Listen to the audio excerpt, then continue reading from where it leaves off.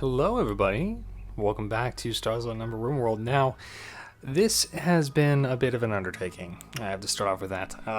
This episode and the next episode are going to be a little weird. Basically, what happened is twofold. First, my computer had a major crash of the graphics card, my GTX 2070. And so I have had to move to a backup card from my wife's computer. So I've dismantled part of her computer to be able to continue doing my stuff. To be fair, she doesn't use it very much. Hardly at all, actually, since I built it for her. She's mostly been using her laptop for work and things like that. So until I get my GTX card back from warranty, because it's still under warranty, I'm using an old card. So that made it so I had to readjust a lot of my settings when I recorded, and one of those settings unfortunately was my mic capture, which I will be checking, but I believe I've gotten back working 100%. So I actually recorded 2 full episodes of Rimworld before I realized this, and they were actually really action-packed. So I took a little poll on Discord, on the Astronomica podcast Discord, which if you are not a follower on that, you absolutely should be. It's a fantastic podcast and a fantastic group of people. Shout out to Josh B, Alias, my boy House of S, everything like that, and all the folks who are on the Astronomica crew. You guys are wonderful. And so I asked them what I should do with these 2 episodes because they were very action-packed, and I thought I could do one of 2 things. First, I could either cut them up into one larger episode and basically have a highlight clip reel with a narration over the top, big story type thing, or I could just chill and spend the time rewatching the video after some time had passed and doing a re-recording of basically talking about what I was watching on screen and what I was doing in the colony, and also just having a chill moment to talk about life and the world and the universe and the world we live in. And everyone said, you know what, just take some time, do the first or the second option there. Just record yourself talking, watching your own video, and put that up, and we'll be good with that. So that's what we're going to do. After this, I'm going to hop back over to the videos, and we're going to watch them together and sort of react in a weird way to what's going on screen. I'm going to talk about my life, the world, and what's been going on recently. So I should see you all in just a few moments. So if this sort of thing isn't for you, I'll also probably make a short recap video, or a short recap of what had happened at the beginning of the 3rd video. I believe we're on this will be number 9. So 9 and 10 will be like this, and number 11 will also do a short recap of what happened in the last 2 videos in case you want to just skip forward to straight gameplay with me actually playing the game in real time and talking about it. So anyway, thank you guys so much, and we'll see you in a few minutes. Alright, hello everybody and welcome back. This is, again, we're recording audio directly over top of video of our game, so it's going to be a little weird for me going back and watching myself play through as you guys are sort of watching. So, just a bit of reminders to where we're at. Things are going well on the farm so far. We've gone ahead and made a blue engineer cloth jumpsuit for Chief to put on. We've gone ahead and done a lot of little bills in the colony, and it's been nice to try and take a look and see what people are doing and how they're working on their stuff. So again, I want to talk a little bit also about things that have been going on with me personally, things that have been going on in the world. Things have been crazy, I guess is the right word. Had my birthday on May 6th, which was really nice. I had a nice celebration with my wife. I think if I remember correctly, she made me a nice ham dinner. And I also got to spend some time with my folks and my younger sister who live in town. And we all got to go get together at my folks' place and spend some time just chilling. And one of the cool things they got me, my wife got me a couple of books on woodworking, as well as some stuff having to do with blacksmithing and some wood burning tools. I'm hoping to get into some more physical aspects so I can become more like Chief, my little avatar that we're taking a look at here, who apparently was just playing chess with Khan.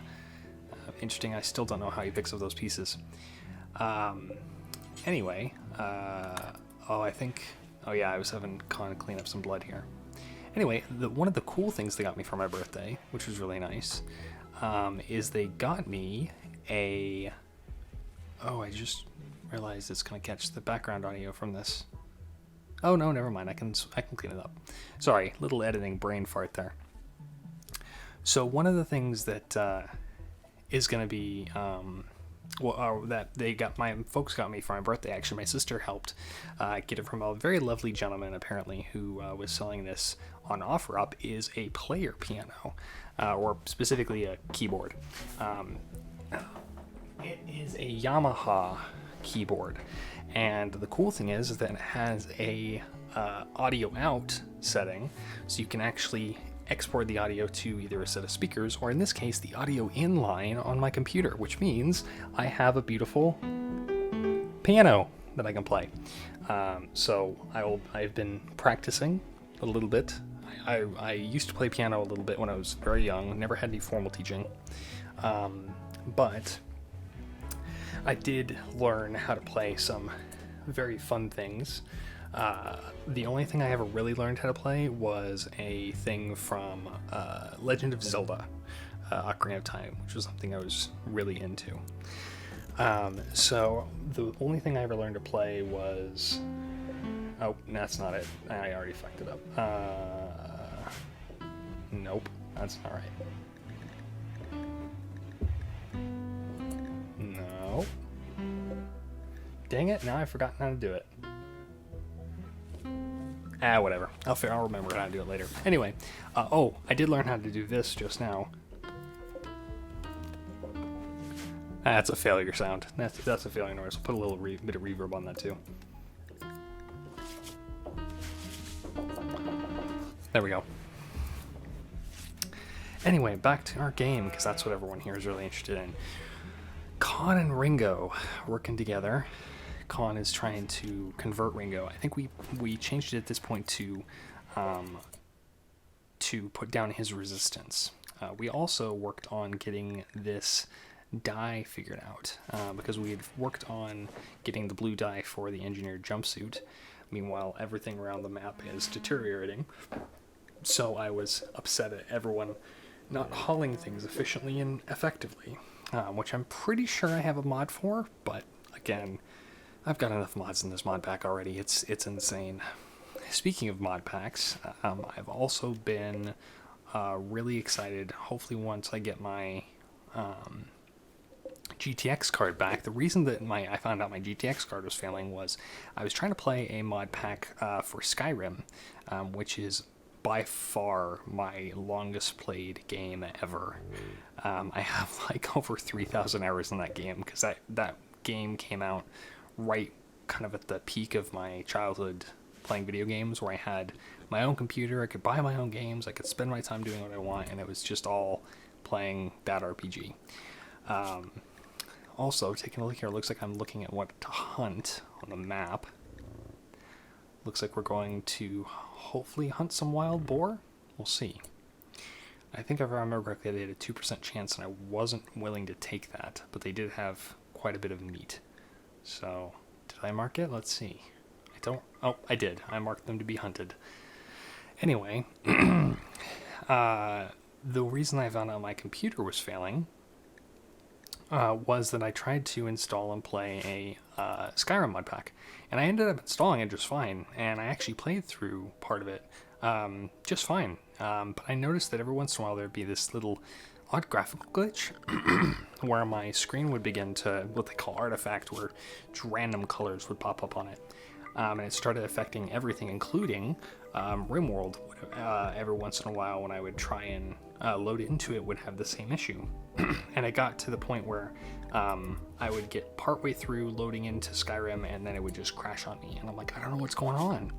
So I looked into it, tried all sorts of different settings, took a look at everything I could, and finally figured out that it was the graphics card that was conking out. And it got so bad that even just having multiple monitors hooked up to my computer would, which I would happily run 3 monitors at a time with no problem with this card, would cause all the monitors aside from the smallest one to crash, and the graphics card would just go to like very, very basic mode. And so I knew that there was a problem with it. So I went back and took out the graphics card, replaced it with the one from my wife's computer, and I'm now back to doing at least somewhat well. But thankfully I've got a warranty on it, so we should be good there. Back to the game a little bit. Looks like right now I'm working on the walls of the base. Now this is a thing that I've been wanting to focus on a lot recently, is defense. Probably the biggest problem with this current build is defense. I dislike the idea of using what they call kill boxes, basically where you manipulate the game's AI and pathing to push the people through narrow corridors or through one spot in the wall and just kill everyone through there. I like the idea of making it somewhat more of a fair fight, or at least a more interesting fight, where your colonists have to really push themselves harder, instead of it just being like, oh, just put a bunch of turrets in this one spot and then watch as they get mowed down. So I tried to embrace that idea by building a single block wall. At least for now. I'll probably expand it to a multi-block wall to help prevent sappers and things from breaking in easily, and having small sections of the wall that were open with a door leading to it, and then having, you'll see here later, a small embankment of sandbag type cover, so that way we can effectively defend. Because the good thing is that this game has a cover system, so you're actually able to use that pretty effectively, especially with some of the folks like we have Chief and Hallie, which are good at melee. I'd also looked at expanding out the buildings so that we have a bunch of areas in this main green area here that are actual housed buildings, where we can host guests, where we can have bedrooms, where we can have specific areas for study and food preparation and storage, things like that. There are a couple of nice areas around the left side of our compound that have some really fertile soil that we could actually use. So at this point I'm basically going through and trying to figure out what items I want to use and what material I want to use to set this up.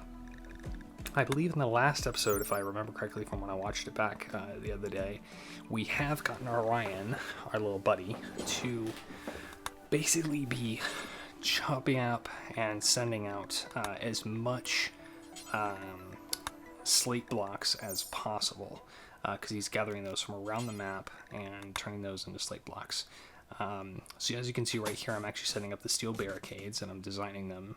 I'd like them to be about 3 or 4 out, and then basically have a mimicking pattern across all of these. So that's kind of the pattern I've been going for. And we'll see how well that turns out. I can tell you that by the end of this I don't quite get everything finished, but I don't want to spoil too much. Having this foreknowledge is dangerous, as they say in Doctor Who, spoilers. So yeah, other than that, everything going on with my computer, I've been working. I work as a customer service rep, so I basically just answer phones all day, and it's been pretty crazy right now, especially with COVID. Things have changed a lot. I know the big C word, not that C word, but the other big C word. So I've been trying to just get through the day, working on things. Health stuff has been kind of crazy too. I won't go too much into it, but it's been a journey, I'll say, with members of my family, trying to make sure that everyone's safe and everything's done effectively and safely. So that's been fun. What else? The podcast that I've been listening to a lot. I've been listening to 3 separate podcasts quite a bit. The first one, obviously, Stars on Numbers based Astronomica podcast, which if you're not a fan of that show, I don't know why you wouldn't be. And this whole game is basically based off of Stars on Numbers with a bunch of extra dumb stuff thrown in, because why not? And the Astronomica crew has been fantastically kind and lovely to hang out with. I've been hanging out with them on their Discord. I'm actually one of their patrons, and I've been in their one-shot Patreon games, which have been really nice. I think Jeff, last I spoke with him, talked about actually recording those, so hopefully those will be coming out somewhere at some point. Also, the other podcast I've been listening to, which is in line with the Astronomical podcast, not necessarily the say quote-unquote family, but the guy who runs it is a fan of the Astronomical podcast. His name is Josh B. So, Josh, if you're listening, shout out for you, buddy. His podcast has been The Sandbox Between Stoplights, which has been a really fantastic podcast that I've been enjoying quite a lot. And basically, he just talks about his creative process and how he does his GMing when it comes to and world building when it comes to his Stars Without Numbers game that he's running. And it's been very interesting to go listen to. It's about 6 to 10 minutes between each episode, which is just about enough time to sort of get a glimpse into his mindset, but not enough to really start to bore you or feel like he's repeating the whole process. And honestly, if I'm being perfectly honest, I'm really jealous because I have been trying to do podcasting for a long time and have never really gotten the hang of it. I always seem to over-edit and then find myself falling behind and feeling like I owe things to people, and just it's been tough. I actually started trying to do a podcast with my buddy Nathan, House of S, and another buddy of ours, Sam, called John, and unfortunately John had to go back to work. He's working as a teacher, and so we had to hold off on doing any more of the podcast until he came back. We even had to stop doing our Stars with the Numbers campaign, which of course these guys are all based out of, and we had to hold off on that and switch over to doing something completely different while we were waiting for him to come back, which hopefully, now that it's June, he'll be coming back fairly shortly and we'll be able to get back to doing that. In the meantime, though, I've actually been running our Monster of the Week campaign.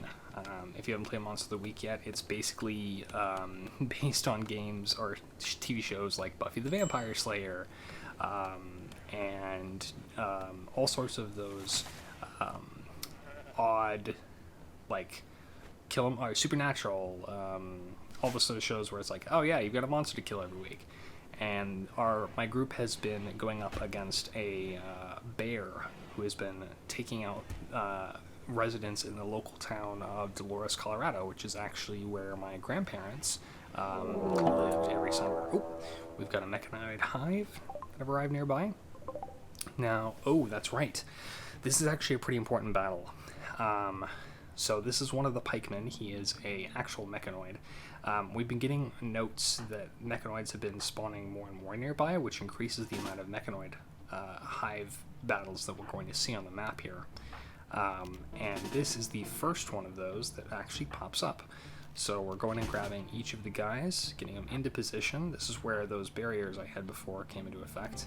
And unfortunately, Orion, I realize here, can't do any combat. So he will not be able to do violence whatsoever. So I'm drafting him to be able to try and pick up the musket, and then realize, oh, he can't actually equip it, so he's incapable of violence. We'll just go ahead and undraft him, and he can go back to sleep. So at the very least, he can go do his thing. Now, one thing I notice here as I'm going through this is that there are a couple of powers. One power that Moab has becomes really useful here, and that's the accuracy drug, which I hadn't been using up till this point.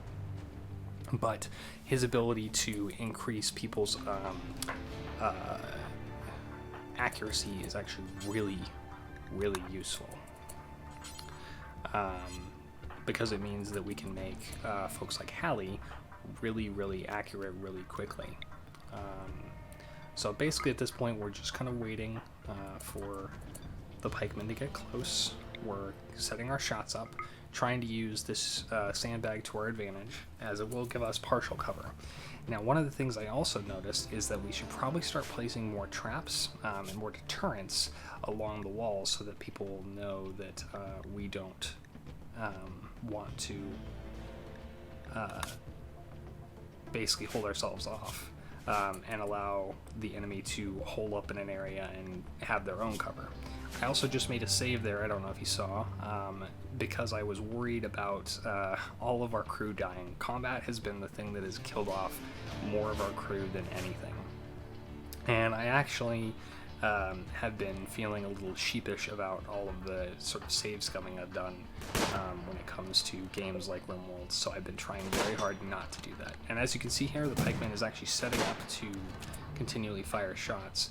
So I moved Chief out of the way, up and through the building, to try and see if we can get him to go to the other side to help distract the enemy, while Hallie continues to take long shots from inside. Now this is actually a really nice little bit of teamwork I've got going for him. I think if I remember correctly, I remember halfway through that Moab should probably put accuracy on this pike, or on Hallie, so that way we can take care of him there. But we're basically just trying to sort of, not exactly turn-based combat, but maneuver them as quickly as possible to allow them to get to where they're going. Here we go. We're taking a look at all the combat drugs that we can hand out in the middle of combat, and we figure out that accuracy is probably a good one to do. So Moab pauses for a minute. In fact, Hallie there, unbeknownst to me, actually got a shot off and was actually able to hit the pikeman without much issue. And we've casted accuracy on Hallie, which is going to dramatically increase his ability to hit targets quickly and effectively. Meanwhile, Chief is heading back to the back door, like we've seen. It is a little annoying that I have to drag Moab through there. I probably will build a door differently at some point, but I've actually hit the creature with my shot here, which is nice. The barricades, because they're made of wood, because that was all I had at the moment, were pretty bad, but Hallie there is taking out large chunks of health for the pikemen. In fact, if I remember correctly, Chief probably doesn't even get a whole lot of shots off on this thing before this thing dies, just because of the nature of it. So there goes Chief, he pops out. Hallie actually just got hit by the pikeman for the first time. His health is not good at that point, and I was trying to send Moab to go administer some metagel to try and heal him. Meanwhile, this pikeman is setting up a shot on Chief, so I pull him back in. Basically, the EB uses a distraction while the pikeman has to reset his shot to fire at Hallie. And then, bam! Hallie takes him off with a well-placed shot right on the pikeman, bringing him down. And the nice thing about these pikemen is you can actually deconstruct them later for parts, which are useful because components and gold and things like that aren't things that we have very readily in the world here.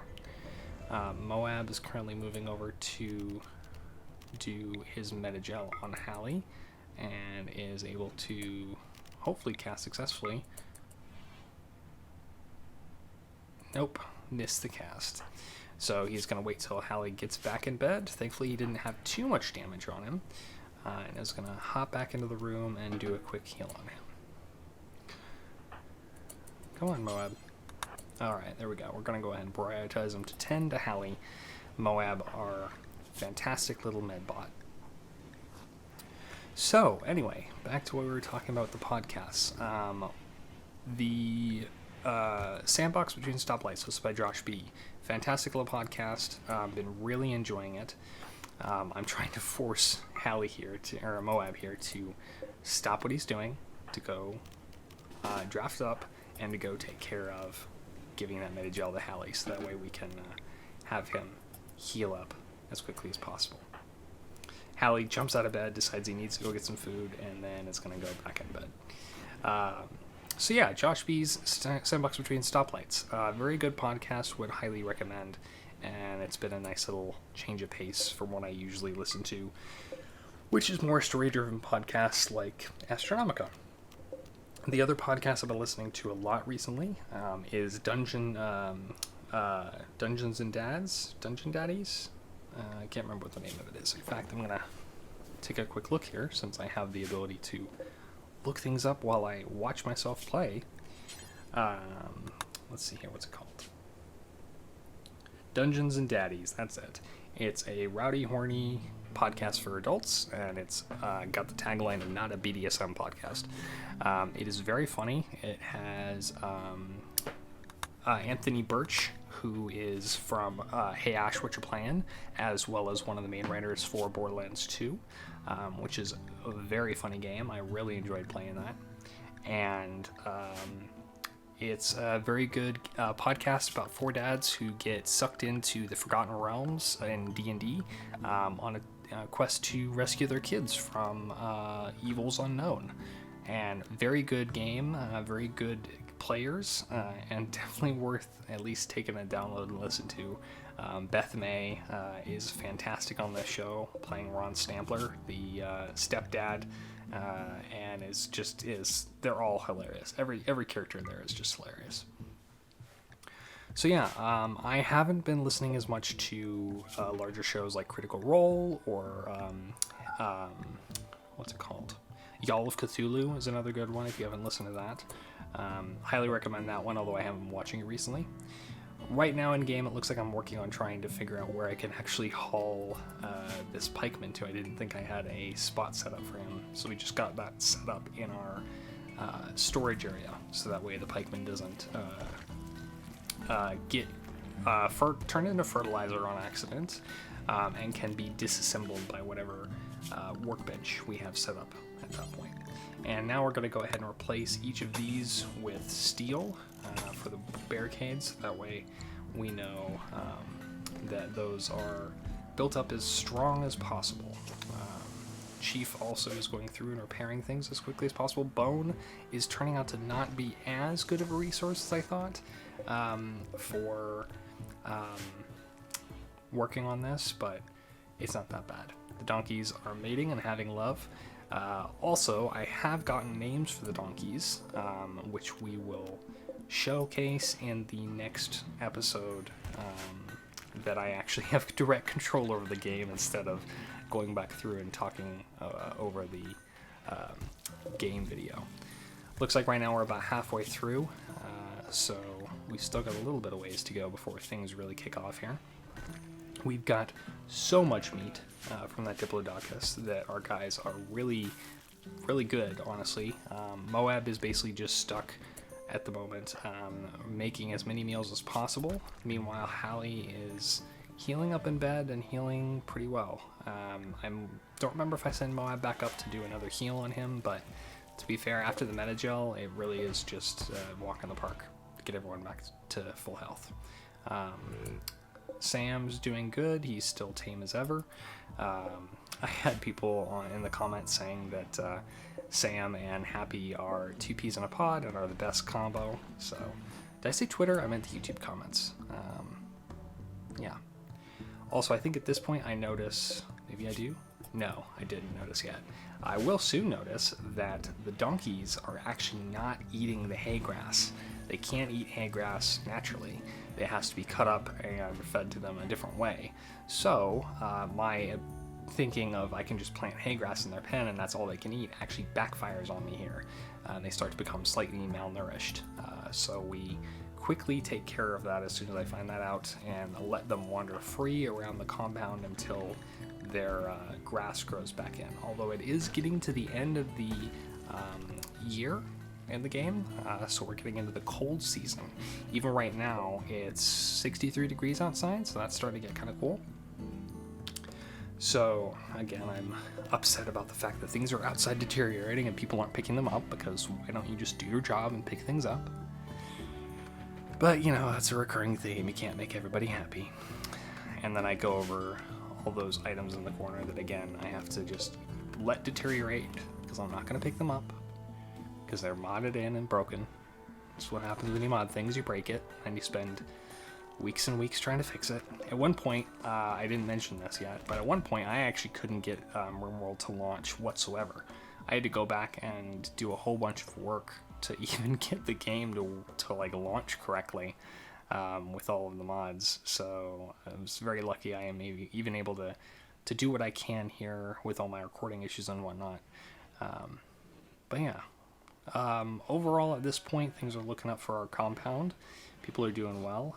The pikeman is back in its place. I was trying to remember what the workbench was that would allow you to break down pikemen. But mostly, I was just letting people and whatnot do their thing, go around picking up items, and then the game lagged. Terrifying boom bats. Now, this is a really important quest. we took a look at the items that were available here, and there were quite a few interesting items that were available for rewards. The idea was you're supposed to set up and allow a someone to come near, or is this person, Photios Regabe, is pushing a set of 3 manhunting boom bats your way to be able to take care of and destroy. And when you do that, you can choose which of these items you want to get as a reward. We didn't choose the tech prints specifically because they were for an advanced turboplasma rifle, which we're not even at guns yet, and specialized limbs, again, we're not even there yet. The Neuranium Space Tip Sword, while nice, we don't really have anyone who's really good at melee. Moab only has a knife just so he has a chance to do stuff, and the very last thing here is for an Elex Vest, which gives you psychic sensitivity up, but makes it so you're better at speaking with people. Also a psychic reader, which gives you limited mind reading ability, which you can use on anyone who's psychically talented, like our wonderful Hallie. And then gold, which is something we have not found on the map yet and is very useful when it comes to making the high-tech research bench, which is going to be integral to be able to get our buddy Khan back to being a human. So I accepted the quest, specifically for those last 3. So that way, when those boom bats came, we could take them out quickly, we could get those items, we could put them in, and do stuff.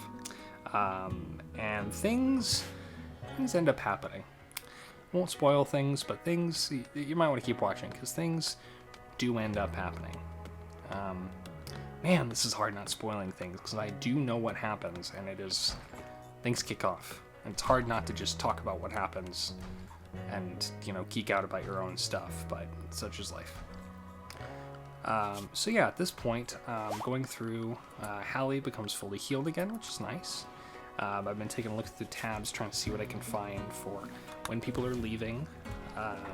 Orion is still here. He's leaving in about 3 in-game days.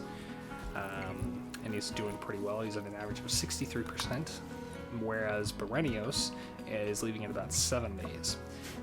And I believe for Berenios we do get honor, which will be nice because it'll get Hallie up to the next level of title. We'll have another ceremony for him. Everyone's doing okay in terms of their happiness.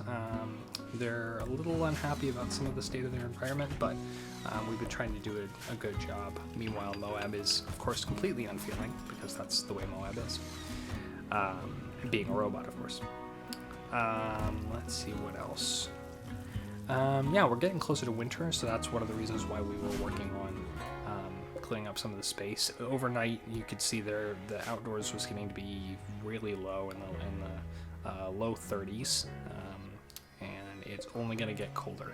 So I worked on making sure we disallowed sowing, let what crops we had grow, and then we'll go and we'll take them out as quickly as possible.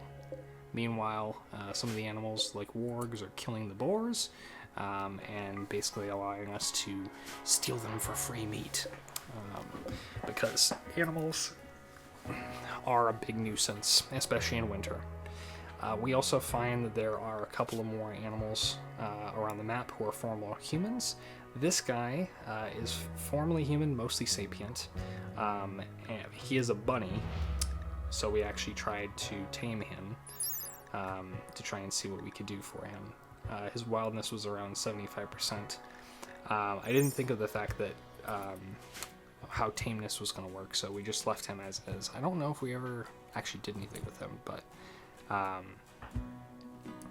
people were out trying to just do their thing, go around and doing their jobs. Let's see what else is going on that I can really talk about. Yeah, not much. I've been trying to do more hobbies, trying to get more outside of just video games and recording and listening to podcasts and work. But it's been difficult, especially time-wise, to really find time that isn't just about stress management. Video games specifically, are how I de-stress, so not having my ability to play video games is a big problem for me. But when it comes to doing things I want to do, I look at my time afterwards and I'm like, I really wish I had done this. I really wish I had gone through, and I have a lot of regrets about things I didn't do when I was younger and things I didn't do even 10 minutes ago. And so I'm trying to stamp those regrets out before they become an issue by actively taking steps to learn how to do things, such as the piano, learning how to do, you know, my music.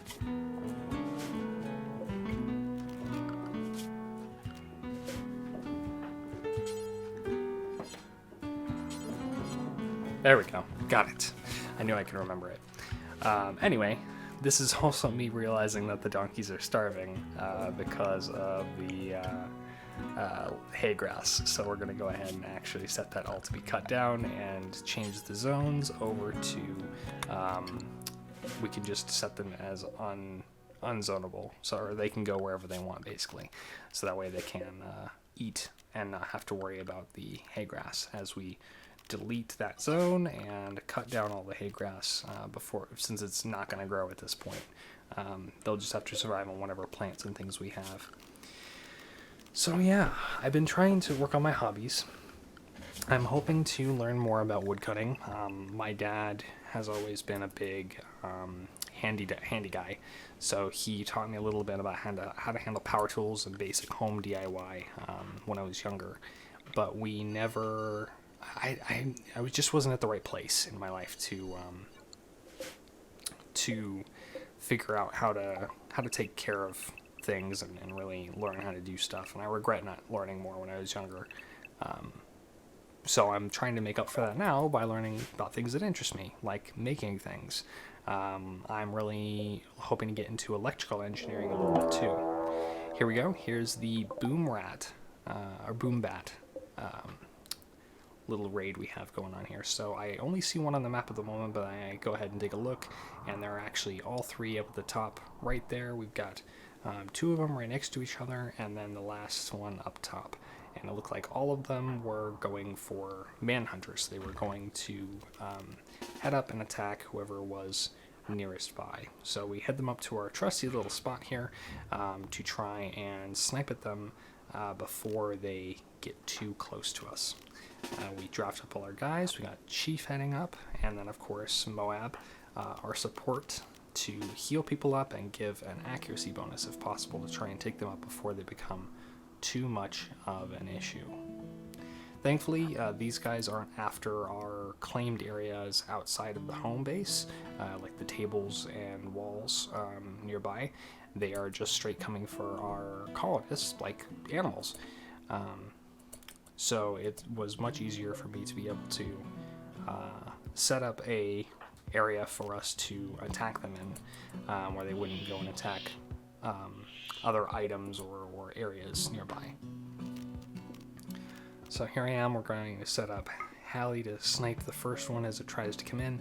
The cool thing about boom bats and boom rats are they do explode when they die or if they take too much damage, so it makes it a little easier to take care of them. However, it does mean that they are a risk for fire once they are significantly hurt.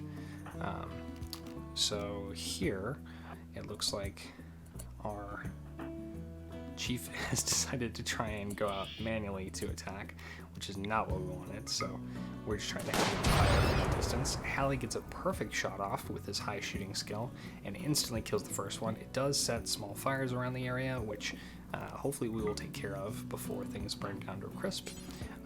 We cannot extinguish the fire until it's a home area, so I decided that instead of sending someone up to take care of it, instead we're just going to try and shoot and kill all of the boom bats while we still have a chance and things are still going well. Second shot off, I believe this one was by Chief, and that one was actually another hit and another kill. And we have one more very quickly. That was a shot off by Chief where it got hurt. It actually caught itself on fire, I believe, as well.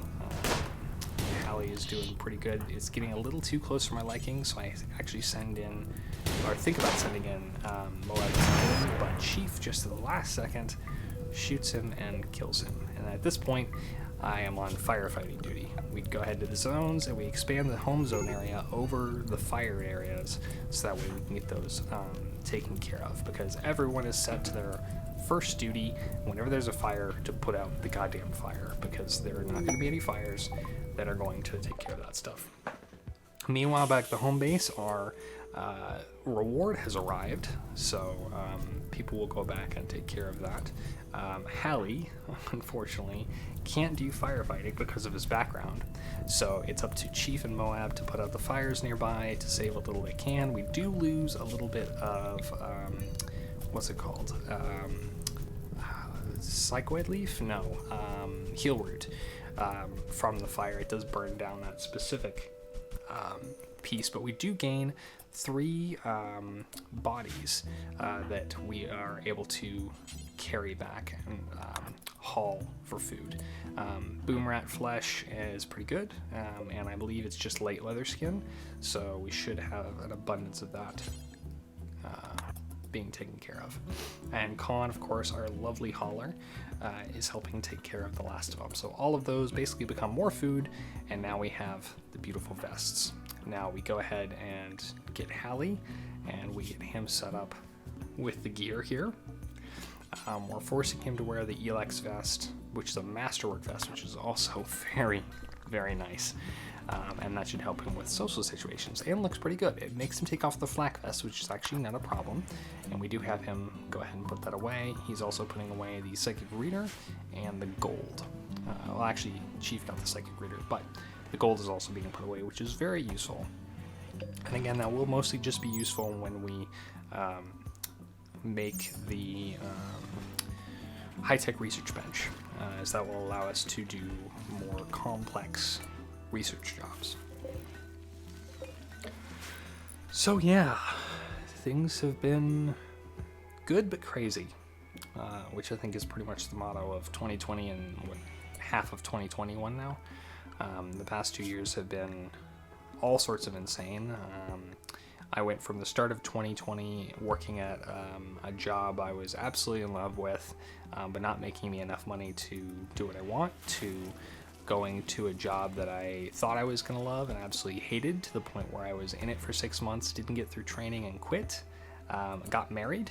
I had been engaged for a couple years, and finally tied the knot with my beautiful, lovely wife, who is a teacher in the year of 2020 and 2021. So craziness with having to learn how to survive the technical culture of Zoom meetings and Zoom calls in basically what was her first year of teaching.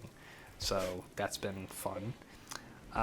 Also having part of her school burned down, having to move into a different school, so that's been crazy. And now I'm working at a completely different job, halfway across the state, where I drive 40 miles a day and answer phones for a living. And it's making me enough to be able to live in this new house I moved into, again with my lovely wife and our cat, Whiskey, who right now is sitting at my feet. Hey, buddy. Hi. I don't know if they caught that, but you did get a little meow because I startled you. Oh, you're tired. You're yawning. But yeah, we're hanging in there. We've got some struggles that we're working with at the moment. We got some, life's been throwing some curveballs, but we're making do. Things are going okay. We're doing well. Can't really. I can complain. I'm choosing not to. We're trying to be happy. Also, I didn't know if you just saw that there, but Chief actually rode the donkey, which was nice. Those guys actually have Giddy Up, which will allow us to take care of them. I did mention that in the last episode, but it's cool to see them actually use them to carry around and move stuff around now that they're allowed outside of their pens, aside from them running by and picking them up. We've also are reinstalling some of the beds in different places, so that way we have beds for medical and beds for people who need it, like Orion, even though he's been there a certain amount of time, because we now have the ability to make cloth. We have made real beds and are no longer using all sleeping bags, which has been really nice.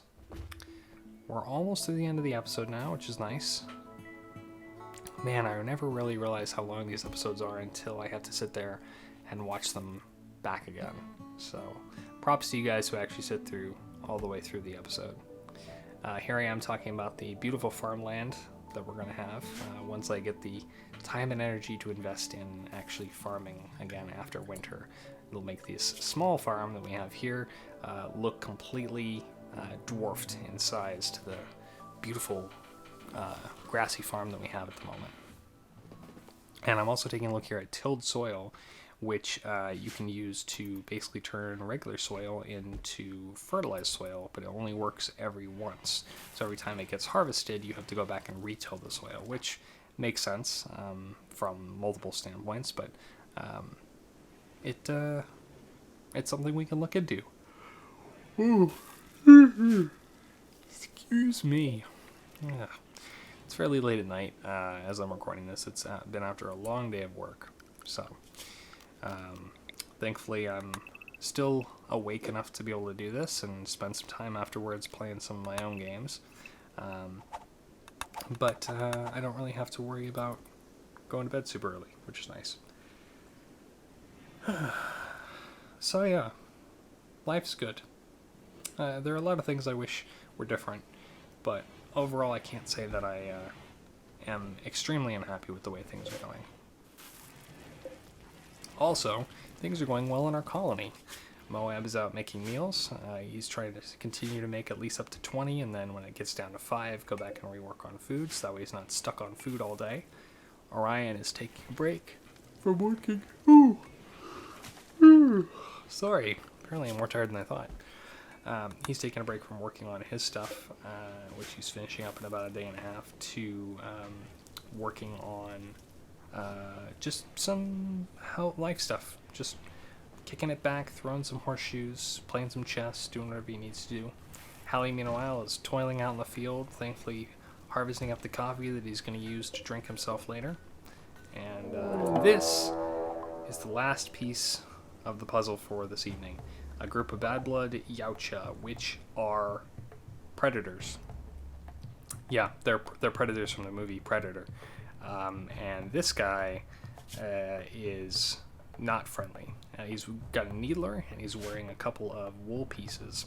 And at this point, we don't have our defenses still built up. Khan has been moving all of the slate blocks out after Orion's been chopping them up. We've been working as quickly as we can on taking care of it, but the fact that I can't really control Khan directly means that I can't prioritize him to do that. So we have to go with the defenses we have. So I pull everyone together, we start using the terrain to our advantage and try to start using these slate walls that we built to make sure that we can snipe at this guy as he comes. And then we are also drafting up Moab to stand behind the wall here. Boy, oh boy. Maybe I do need to go to bed after this, or get some soda, one of the two. And this guy is actually moving to attack some of our claimed area outside, which is really annoying. He just seems to want to go for this.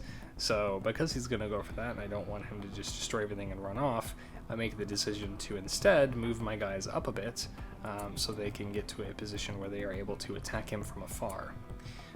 So I go and choose this area over here. It's got some areas where they can peek out from behind the corners of, but still be able to get some shots off, which is nice.